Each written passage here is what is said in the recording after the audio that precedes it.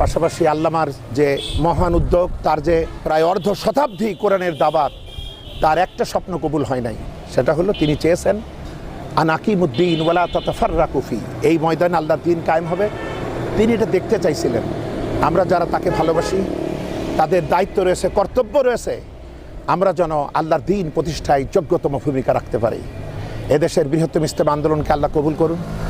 যারা আল্লামার সহযাত্রী হিসাবে দুনিয়া থেকে জুডিশিয়াল কিলিংয়ের শিকার হয়ে আমাদের পরীক্ষিত নেতৃবৃন্দ দুনিয়া থেকে বিদায় হয়েছেন, আল্লাহ তাদেরকেও শাহাদাতের সর্বোচ্চ মাকাম দান করুন এবং তাদের প্রত্যেকের রক্ত ফোঁটা যেন এই দেশে ইসলাম কায়েমে এবং মানবতার সচেতনতায় যোগ্য ভূমিকা রাখতে পারে, আমরা বলি আমিন।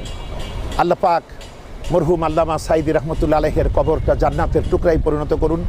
এই পাশে তার বড় ছেলে রাফিক বিন সাইদি, তিনিও আল্লামার এই প্রতিনিয়ত নির্যাতনের এই দৃশ্য দেখতে দেখতে অতিষ্ঠ হয়ে এক হার্ট অ্যাটাকে মারা যান। মাত্র কদিন পরে তার প্রিয়তম স্ত্রী, তিনিও মারা যান। আল্লাহ পাক সবাইকে ক্ষমা করে দিন, সবার নেকামলে বারাকা দিন এবং আল্লাহ পাক যেন তাদেরকে জান্নাতের সুচ্চ মাকাম দান করুন। আমার কাছে আমরা সবাই ঋণী, দ্বীনের জন্য, দুনিয়ার জন্য, ইসলামের জন্য। আমরা যেন তার যোগ্যতম উত্তরসূরি হিসাবে এই জমিনে আল্লাহর দ্বীনের পক্ষে যোগ্য ভূমিকা রাখতে পারি। আল্লাহ কবুল ও মঞ্জুর করুন, আমরা বলি আমিন।